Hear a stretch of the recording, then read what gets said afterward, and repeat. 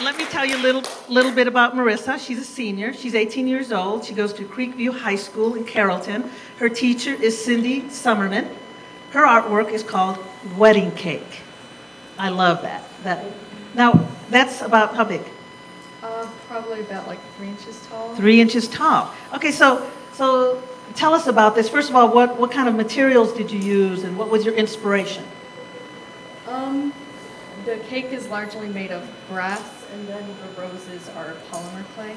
Mm-hmm. And what was your inspiration? I mean, how did you wake up one day and say, you know what, I'm going to put together a wedding cake that's going to blow everybody away? Well, I was watching a lot of TLC at the time, and a lot of like the wedding shows. Oh, okay, the wedding shows, okay. So I was just thinking about, I don't know, like wedding cakes, and my brother's first year wedding anniversary was actually approaching, so I was actually thinking of it as maybe something that I could give to him and his wife as a gift. Mm-hmm. And is it going to go to them as a gift? Or are you keeping it? I'm not really sure at this point. It's an award winner. It's been away for so long that their anniversary has been like a year now. It passed. Right. And so when you're putting together this, because when you guys are having to decide the artwork, you can grab from anything. You decide to use brass, polymer clay. Why these two materials together? It just seems like, black and white kind of thing. Why those two? Easy, because it appears that brass is hard to work with.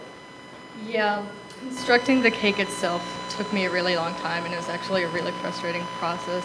I had a lot of roadblocks, but it was actually for a jewelry metalworking class, so you kind of have to make things in metal, and I really liked the wedding cakes, that have like the flower cascades, and the flowers I knew would be really difficult themselves to make out of metal, so I figured why not clay, especially since I could get that vibrant red color instead of having it appear to be metal. So once you're putting it together, it's all coming together. I mean, it is kind of a small piece, but again, it's brass. What was your aha moment where you thought, wow, this is awesome? What was your aha moment? I think it was when I was adding the flowers. I was epoxying them on, which is like a form of glue, but it takes a long time to set and dry. So it was probably like 3 in the morning, and the flowers kept on falling off, and I was really frustrated and annoyed. But once I got them all on, I just finally really liked it, because I kind of been hating it for a while. She's an artist. And so who in your life has inspired you to pursue this kind of artwork, or has art always been part of your life? Actually, before last year, I'd never really even thought of art. I took Art 1 my sophomore year, and before then, I really only did that because I needed a class. I needed to fill up my schedule, and from that point on, my Art 1 teacher was also Miss Sommerman, and she has a really big passion for jewelry and sculpture, so I decided to take jewelry. And I've just really fallen in love with the medium, and Miss Sommerman's passion for her students has just really helped get me through this year and working on my 3D concentration. I think that's very interesting that she didn't even want to really take this class. You were just doing it for the hours, right? Yeah. And then suddenly you fall in love with this. Do you see it? You're a senior now. Any idea where you're going to go to college, or what's your plan after high school? I've kind of decided that I want to do 2 years at community college and then transfer, because I want to save money and not be in debt forever. Excellent idea. But I'm not really sure if I want to do this, but I hate that you're kind of stuck in life. Kind of people tell you, you got to do one thing.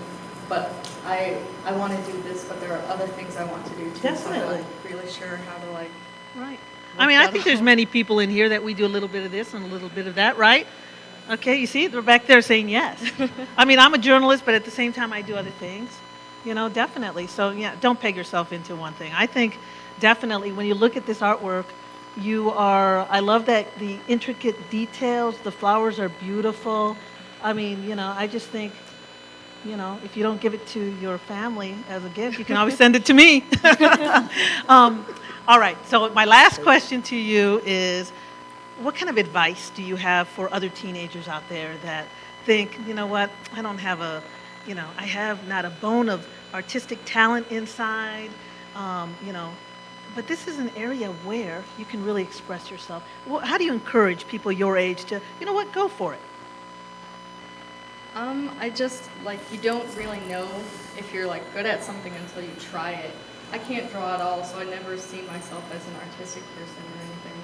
But then, once you start experiencing new mediums, art is such a broad and wide field that I think pretty much anyone can be artistic if they find the right area for them. I think you're so right. Well, thank you for joining us. Thank you for sharing your story. Marisa Ashman.